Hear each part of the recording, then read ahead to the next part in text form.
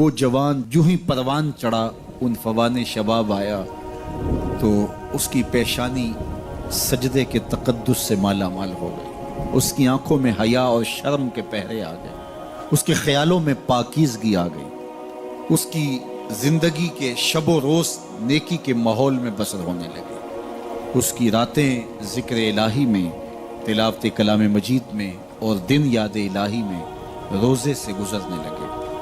وہ جوان جس کی جوانی اللہ کی عبادت میں گزری، کہ جوانی اگر عبادت میں گزر گئی تو بڑھاپا تو پر نور ہے ہی ہے۔ سب سے مشکل مرحلہ زندگی کا جوانی کا ہے۔ شیطان زیادہ ورغلاتا ہے کسی شخص کو جب وہ جوانی کے مرحلوں سے گزر رہا ہوتا ہے۔ تو جس کی جوانی خیریت کے ساتھ گزر گئی اور اس نے اپنی جوانی کے تقدس کو محفوظ رکھ کے منزل تک پہنچا لیا، اپنی عصمت کے جوہر کی حفاظت کی، اپنی آبرو کو لٹنے نہیں دیا، اپنی آنکھوں کی شرم و حیا پر پہرے بٹھائے اور آنکھ کو برباد نہیں ہونے دیا اور اپنی زندگی کے تقدس کا پہرا دیا، تو جو جوان اپنی جوانی کو خیریت کے ساتھ گزار گیا۔ کسی نے کہا تھا نا، کتاب زیست کا ایک اور باب ختم ہوا، شباب ختم ہوا، ایک عذاب ختم ہوا۔ تو جوانی جس کی منزل تک پہنچ گئی خیریت کے ساتھ، عافیت کے سائے میں۔ مشکل تو بڑا ہے جوانی کو منزل تک لے جانا، خیریت کے ساتھ، داغدار نہ ہونے دینا، جوانی کے تقدس کو رسوا نہ ہونے دینا، عصمت کے جوہر پہ کالک نہ لگنے دینا، خواہشات کو غالب نہ آنے دینا۔ آسان کام تو نہیں ہے، مشکل کام ہے، لیکن اگر کوئی مشکل کاٹ گیا، جوانی کے تھوڑے سے ایام میں گزار گیا۔ اللہ اکبر۔ حضرت شیخ ختلی کہتے ہیں، داتا گنج بخش علی حجویری علیہ رحمہ کے مرشد ہیں، الدنیا یوم ولنا فیہا صوم۔ وہ کہتے ہیں دنیا ایک دن ہے، ہم روزہ رکھ کے گزار رہے ہیں۔ تو روزہ رکھ کے سارا دن گزر ہی جاتا ہے، دوپہر بھی آتی ہے گزر جاتی ہے، اور عصر کا وقت بھی آتا ہے گزر جاتا ہے، کھانے کا وقت بھی آتا ہے، چائے کا وقت بھی آتا ہے، سب کچھ ہوتا ہے لیکن گزر جاتا ہے، افطار تک بندہ پہنچ جاتا ہے۔ جس نے زندگی روزے کی طرح گزار دی، جس نے جوانی روزہ رکھ کے گزار دی، خواہشات کو بے قابو نہیں ہونے دیا، مشکل کام تھا لیکن اس نے مشکل کام کر دکھایا۔ اجر کتنا بڑا ہے، سنیے اللہ کے محبوب کی زبان سے سنیے۔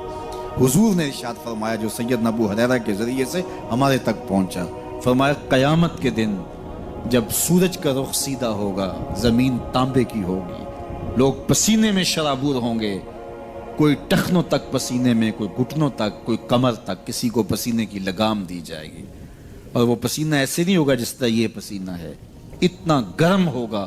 ابن رجب حنبلی کہتے ہیں اس پسینے کا ایک قطرہ اگر احد پہاڑ پہ ڈال دیا جائے تو وہ پگھل جائے، اتنا گرم ہوگا، بدبودار اتنا ہوگا، ایک قطرہ دنیا پہ ڈال دیا جائے، انسان کیا جانوروں کے دماغ بھی پھٹ جائے، اس پسینے میں لوگ شرابور ہوں گے۔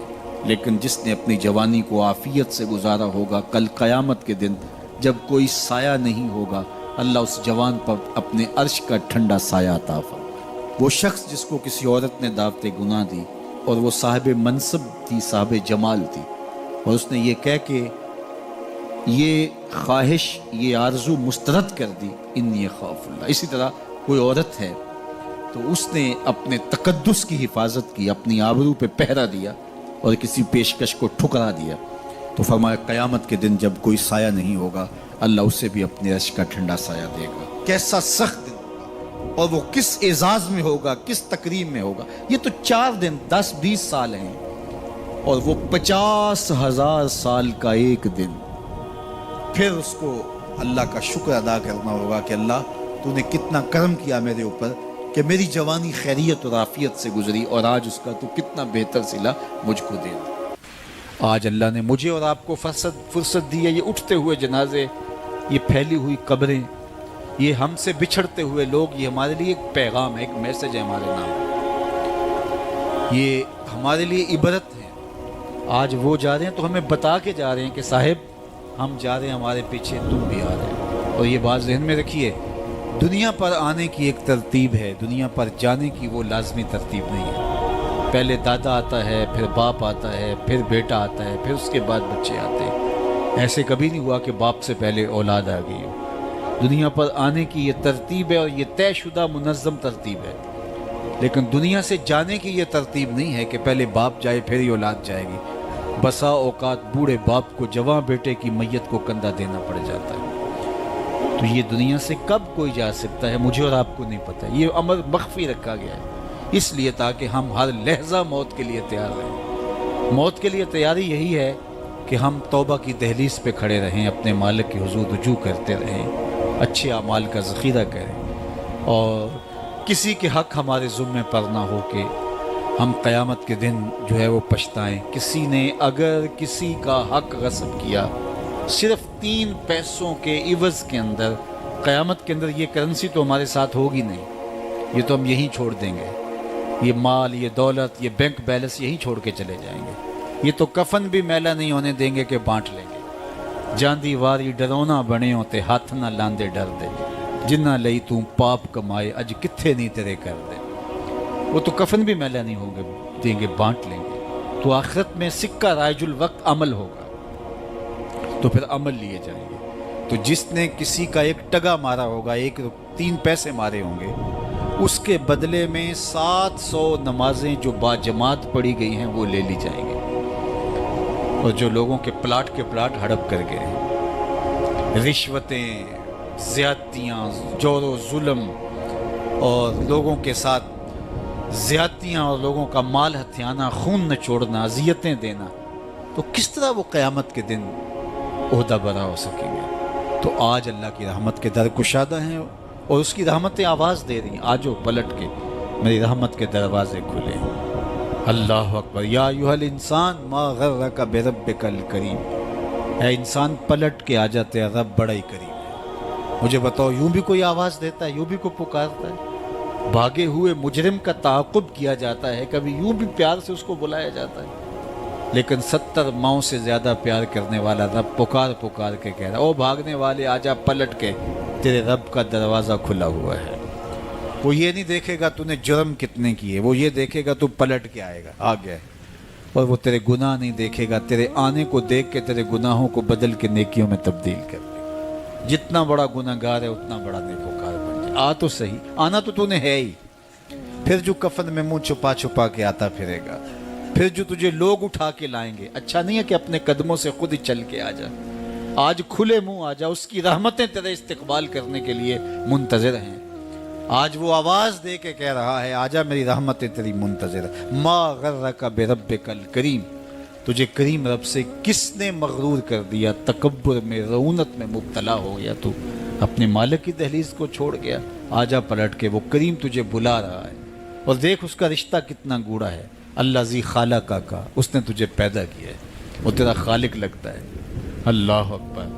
یعنی وہ تجھے بلا رہا ہے جس کا تیرا رشتہ اتنا گہرا ہے کہ وہ تیرا خالق لگتا ہے۔ ماں کو جو اولاد سے پیار ہے، دنیا کے کسی ترازو پہ وہ پیار تولا جا سکتا ہے؟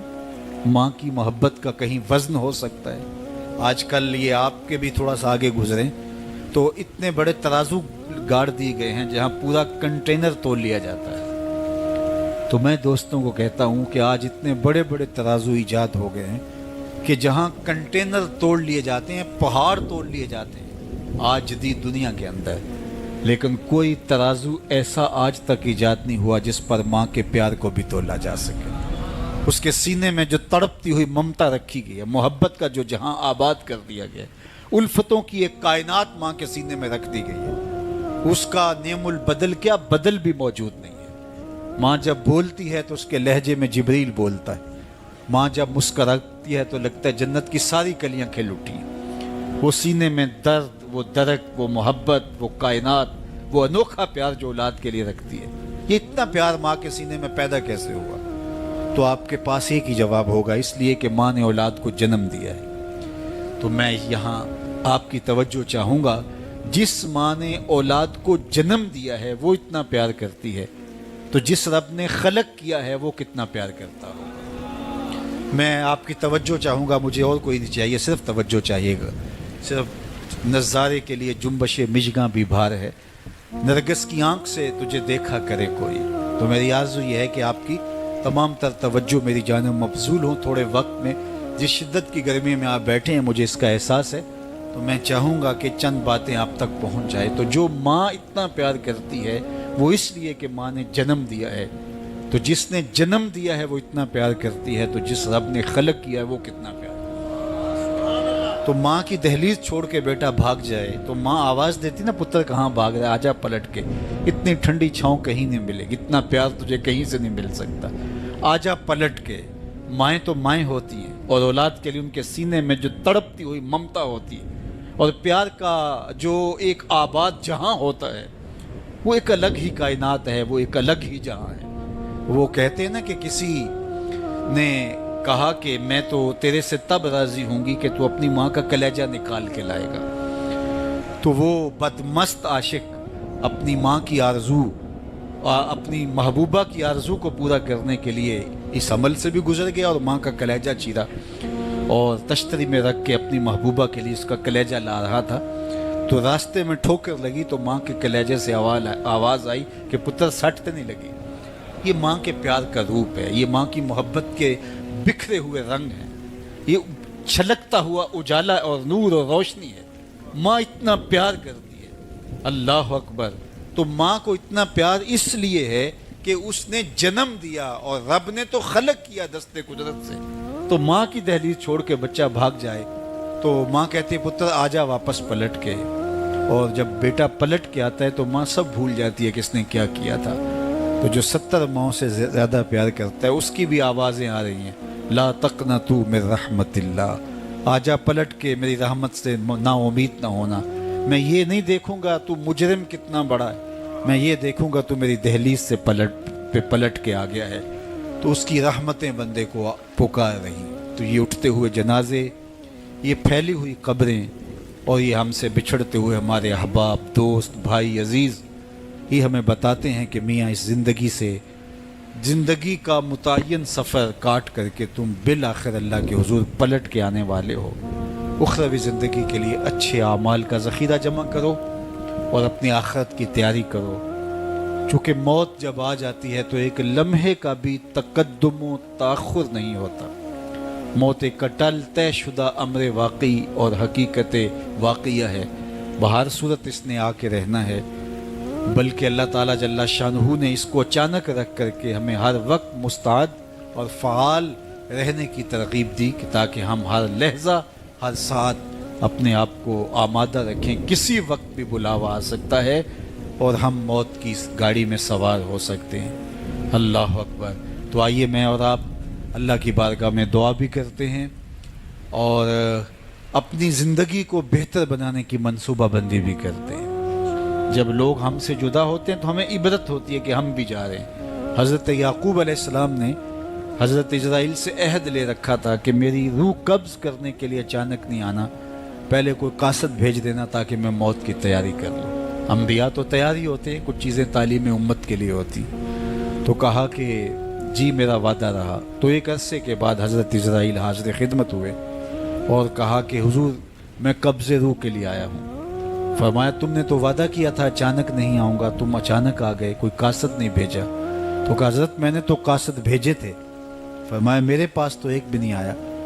عرض کی حضور آپ کے سامنے کتنے لوگوں کی موت واقع ہوئی, یہ میرا قاصد نہیں تھا تو اور کیا تھا. آپ کی داڑھی میں سفید بال آ گئے, یہ میرا قاصد نہیں تھا تو اور کیا تھا.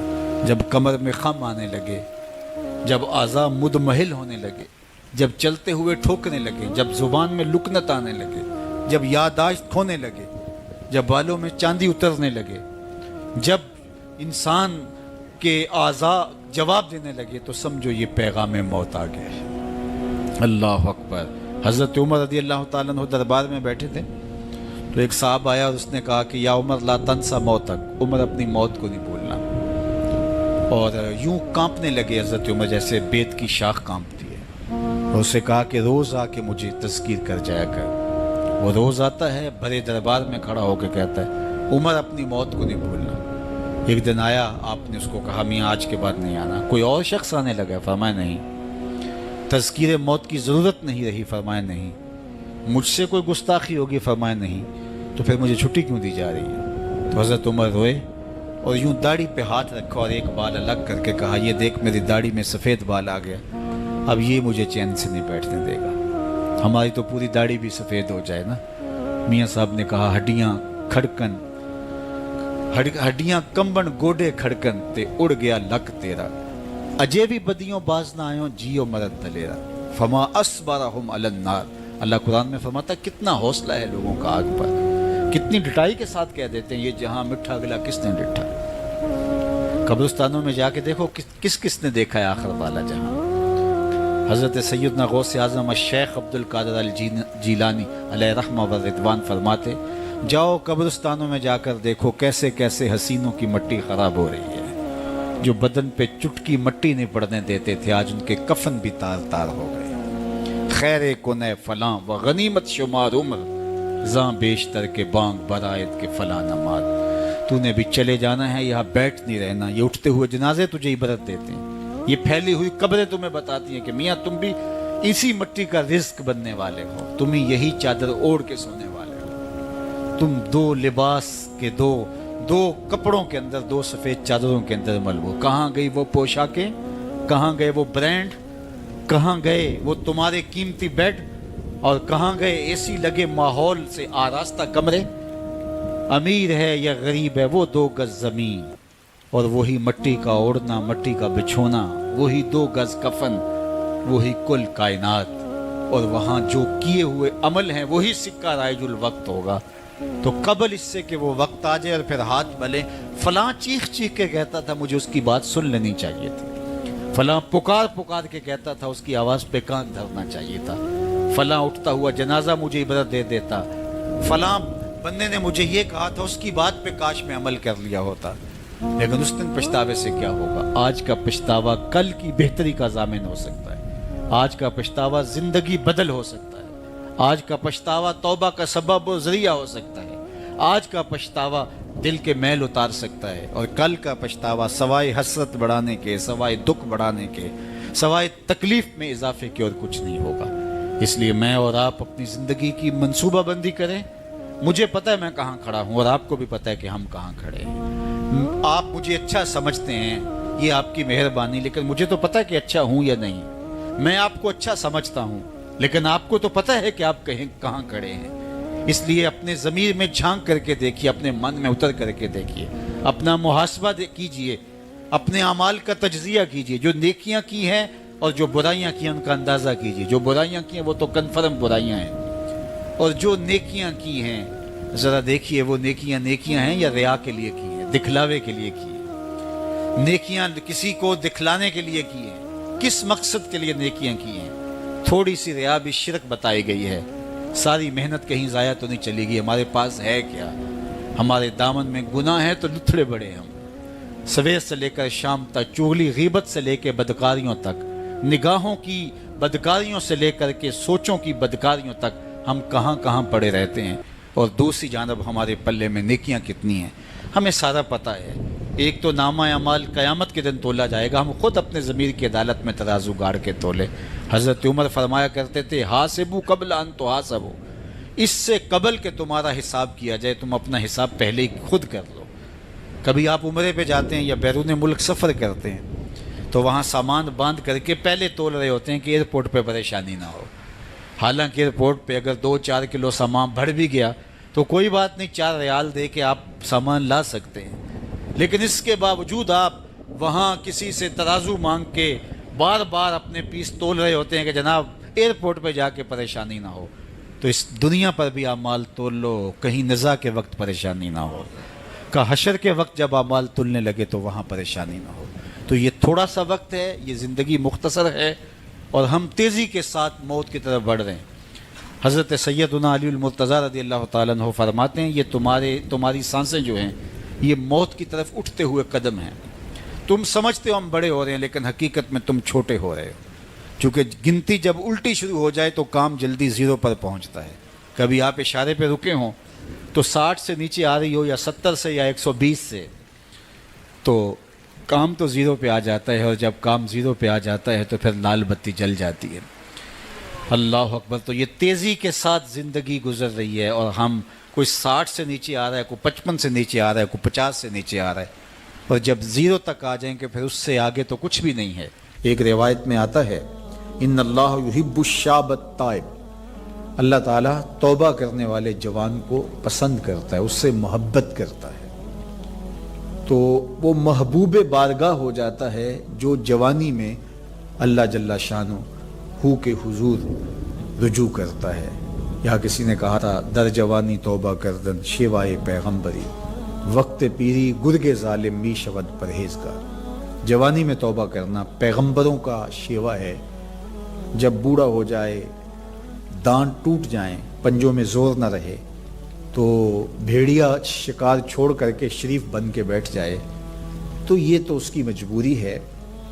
جوانی میں توبہ کرنا جب قوا مضبوط ہوں، جب شباب کی جولانیاں ہوں، جب آرزویں جواں ہوں، جب خواہشیں پگلی ہوں، اور پھر اس کے باوجود اپنی خواہشات کو کنٹرول میں رکھنا، اپنی آرزوؤں کو لگام ڈال دینا اور اپنی تمناؤں کو حصار میں رکھنا اور اللہ سے ڈر کے گناہوں کو چھوڑنا اور اس کے حضور سجدہ ریزیاں، اس کے حضور خشوع و خضوع کے ساتھ زندگی کے لمحات بسر کرنا، یہ خوش نصیب لوگوں کا مقسوم ہوتا ہے۔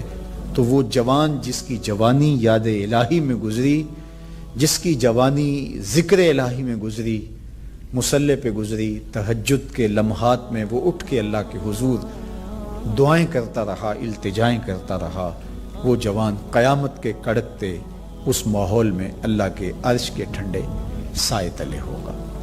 تیسرا شخص جس کو اللہ تعالیٰ قیامت کے دن اپنے عرش کا ٹھنڈا سایہ عطا کرے گا، وَرَجُلٌ قَلْبُهُ مُعَلَّقٌ بِالْمَسَاجِدِ، وہ شخص جس کا دل مسجد کے ساتھ جڑا ہوا ہے، مسجد کے ساتھ لٹکا ہوا ہے، مسجد کی ملازمت، مسجد کی حاضری، مسجد کی صفائی، مسجد کی ستھرائی، مسجد کی پاکیزگی کے لیے کوشش، مسجد کی تعمیر، مسجد کی تزئین اور مسجد کی آبادی کے لیے دن رات کوشاں رہا، ایک نماز کے بعد دوسری نماز کا انتظار کرتا ہے، تو یہ خوش نصیب وہ ہے جس کا دل جڑا ہوا ہے مسجد کے ساتھ۔ ایک جلیل القدر نام آپ نے سنا ہے، اور وہ ہے ربیع بن خثیم رضی اللہ تعالیٰ عنہ۔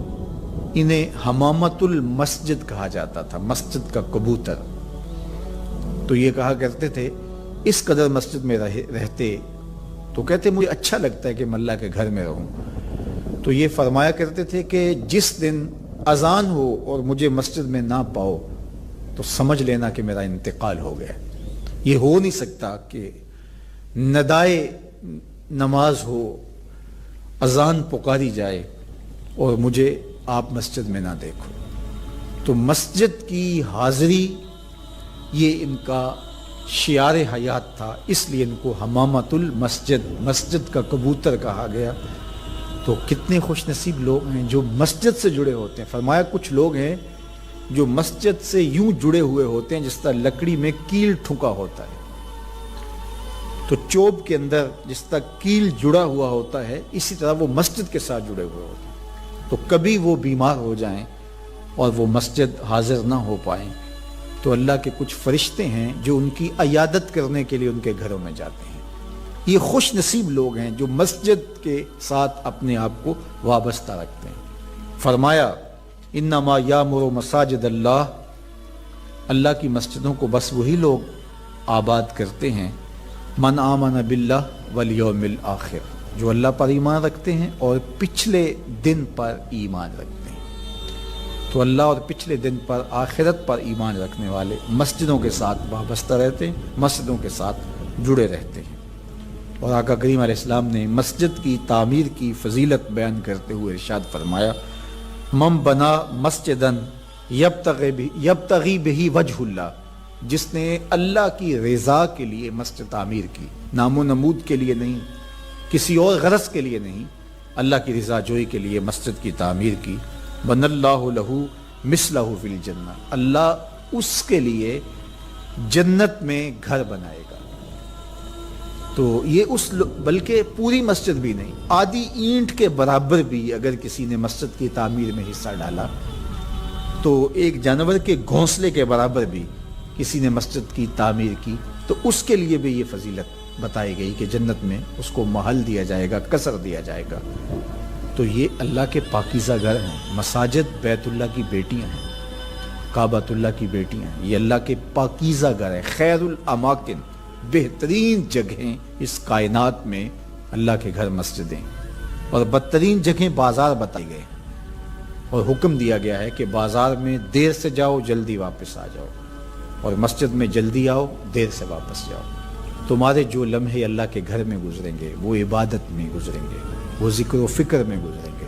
تمہارے اٹھنے والے وہ قدم جو مسجد کی طرف اٹھتے ہیں وہ قیامت کے دن ظلمت سے نجات کے ضامن ہوں گے، وہ چراغ بن کے تمہاری زندگی، آخرت کی زندگی کے اندر چراغاں کر دیں گے۔ تمہیں جنت کی طرف لے جانے والے وہ قدم ہیں جو مسجد کی طرف اٹھتے ہیں، مسجد کی طرف بڑھتے ہیں۔ تو اللہ کے پاکیزہ گھروں کی طرف ہمارا رب، ہمارے قلب کا تعلق، ہماری محبت کا رشتہ، یہ ہمارے دین کا تقاضا ہے۔ اللہ اور پچھلے دن پر، آخرت پر مضبوط عقیدہ مسجد سے ہمیں جوڑتا ہے۔ کبھی کسی مجبوری کی وجہ سے مسجد جانے سے قاصر ہوں، بیمار پڑ گئے ہیں، مسجد نہیں جا سکتے، یا حالات ایسے ہیں جس طرح آج کل کے حالات ہیں کہ مسجد میں جانا کسی وجہ سے موقوف ہو گیا، تو مومن اس پر خوشی محسوس نہیں کرے گا۔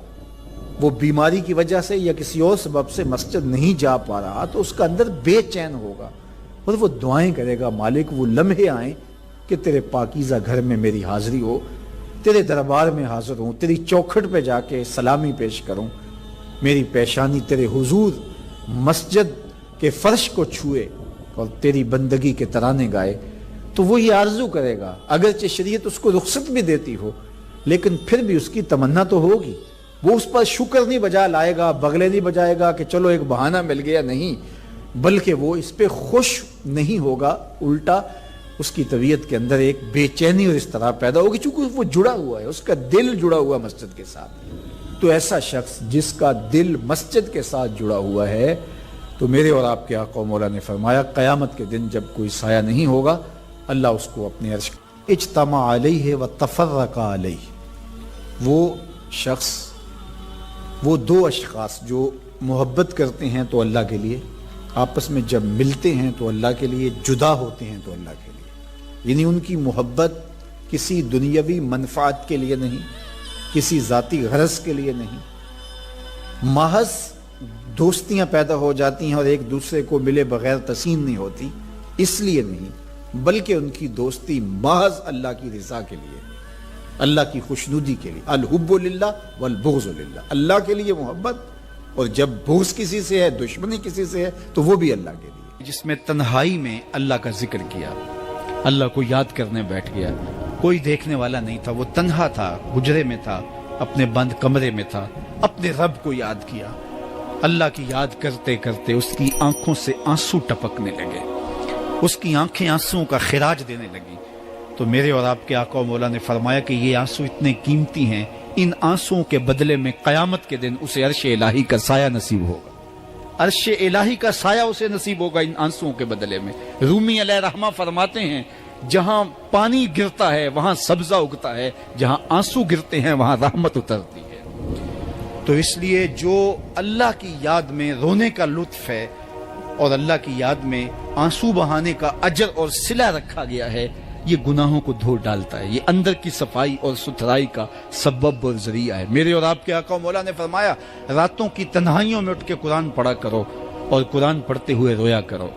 پھر فرمایا فَإِن لَمْ تَبْكُوا فَتَبَاكُوا، اگر رونا نہ آئے تو رونے کی کوشش کیا کرو۔ حضرت داتا گنج بخش علی حجویری سے ایک مرید نے کہا حضرت اگر رونے کی کوشش کریں پھر بھی رونا نہ آئے، فرمایا پھر اپنے مقدر پہ رویا کرو۔ تم اتنے سنگ دل ہو گئے ہو کہ تمہاری آنکھیں آنسوں کا خراج نہیں دیتی۔ جو رونا نہیں جانتا وہ اللہ کی رحمتوں کو اور اللہ کی کرم نوازیوں کو کیسے سمیٹ پائے گا؟ بچہ روتا ہے تو ماں دودھ دیتی ہے، جب بندہ اللہ کی حضور الہاؤ زاری کرتا ہے، عجز کرتا ہے، انکساری کرتا ہے، تو اللہ کی رحمتوں کو جوش آتا ہے اور اللہ تعالیٰ کی رحمتیں اس پہ برستی ہیں اور اس کے نہ صرف گناہ معاف ہوتے ہیں بلکہ اللہ تعالیٰ اس کے گناہوں کو بدل کے نیکیوں میں تبدیل کر دیتا ہے۔ ایک فقیر تھا، ملنگ درویش، اللہ کا بندہ، اس کی عادت یہ تھی کہ اپنے ڈیرے پہ آنے والوں کو کھلاتا، ان کو پلاتا، ان کی ضروریات کا خیال رکھتا، لیکن کو مالی آسودگیاں نہیں تھی۔ ہوتا یہ تھا کہ بعض اوقات لوگ آتے تو ادھار لے کر کے وہ لوگوں کو کھلا دیتا۔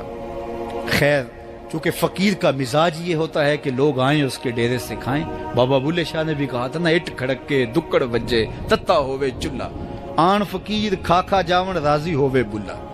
یہ فقیروں کا مزاج ہے، تو جو بھی آتا اس کے ڈیرے سے کھاتا اور وہ ادھار اٹھا اٹھا کے لوگوں کی ضروریات کو پورا کرتے رہتے۔ وقت آخر آ گیا، جن لوگوں نے ادھار دیا تھا وہ سارے تقاضا کرنے آ گئے۔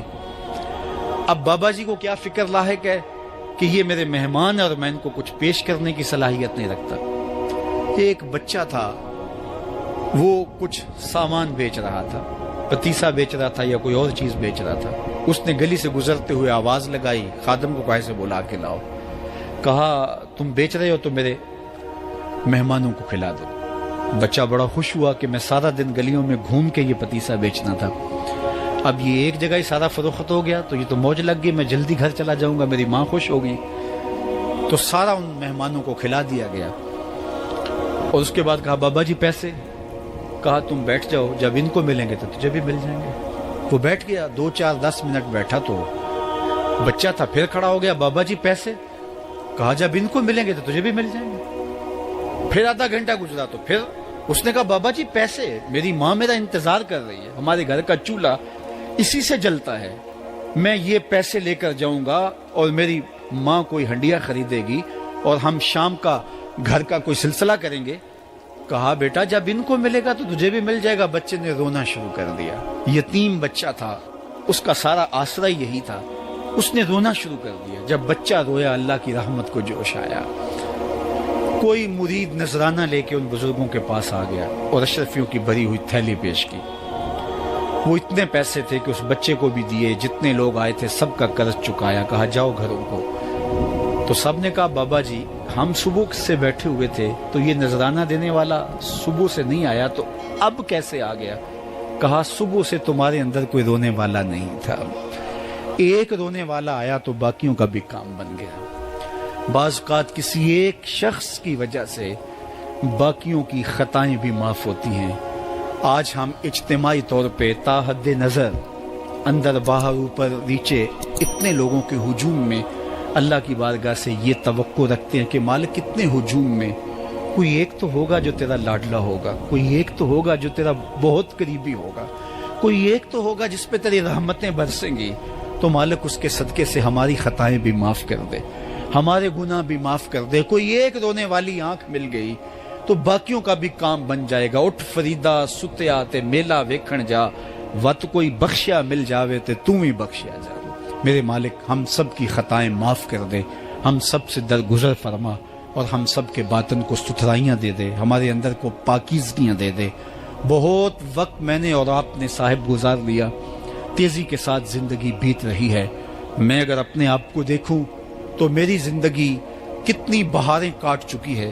اگر آپ اپنے آپ کو دیکھیں، کوئی 60 سال کو 20 سال کو 25 سال کو زندگی تیزی کے ساتھ گزر رہی ہے۔ بندہ جب سوچتا ہے کہ میں 40 سال کا ہو گیا ہوں تو آگے میری زندگی کے اگر 30 سال بھی ہیں تو 30 سال تو کافی ہیں، لیکن وہ پیچھے اگر پلٹ کے دیکھے تو 40 سال یوں گزر گئے جس طرح چٹکی بجائی جاتی ہے۔ جب چٹکی بجانے کے وقت میں 40 سال گزر گئے محسوس ہوتے ہیں، تو جو باقی 30 سال اگر ہوئے بھی وہ تو گمان ہے میرا، وہ تو گمان ہے آپ کا، ہمیں تو ایک سانس کا بھی نہیں پتا۔ پوچھا گیا زندگی اور موت کے بارے میں کیا خیال ہے؟ کہا فجر پڑی ہے، پتہ نہیں ظہر پڑھ سکیں گے یا کہ نہیں۔ کہا اتنی لمبی امیدیں لگائے بیٹھے ہو، کہا ظہر پڑی ہے، پتہ نہیں عصر پڑھنے کا موقع نصیب ہوتا ہے کہ نہیں۔ کہا یہ بھی طول عمل ہے۔ ایک بولا عصر پڑی ہے، پتہ نہیں مغرب پڑھ سکیں گے یا کہ نہیں۔ کسی نے کہا ایک رکعت پڑی ہے، پتہ نہیں دوسری رکعت بھی پڑھنا نصیب ہوتی ہے یا نہیں۔ کہا یہ سب تمہارے منہوں کی باتیں ہیں، میں تو کہتا ہوں ایک طرف سلام پھیرا ہے، پتہ نہیں دوسری طرف سلام بھی پھیر سکیں گے یا کہ نہیں۔ کیا موت اتنی قریب نہیں ہے؟ ہم نے اپنی آنکھوں کے سامنے لوگوں کو جدا ہوتے یوں نہیں دیکھا ہے؟ ہم کہتے ہیں اس کی خبر سنا رہے ہو موت کی، یہ تو میں نے ابھی سبزی والی دکان پہ دیکھا تھا۔ لیکن جب موت آتی ہے تو ایک لمحے کا تقدم اور تاخر نہیں ہوتا۔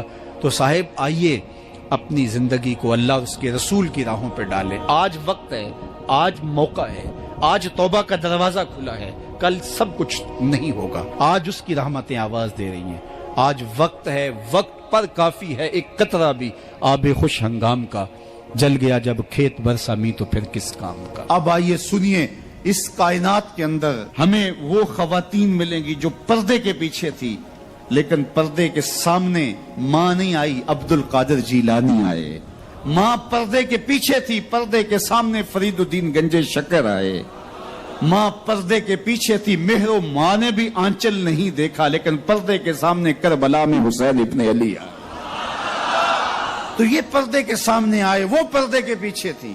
تو جب مائیں پردے کے پیچھے ہوں تو پھر بیٹے جو ہیں وہ پردے کے سامنے آ کے وہ نقش ثبت کرتے ہیں کہ جو لوگوں کے زندگی کے نقوش کو جو ہے وہ اجال دیتے ہیں اور تقدیر بدل دیتے ہیں.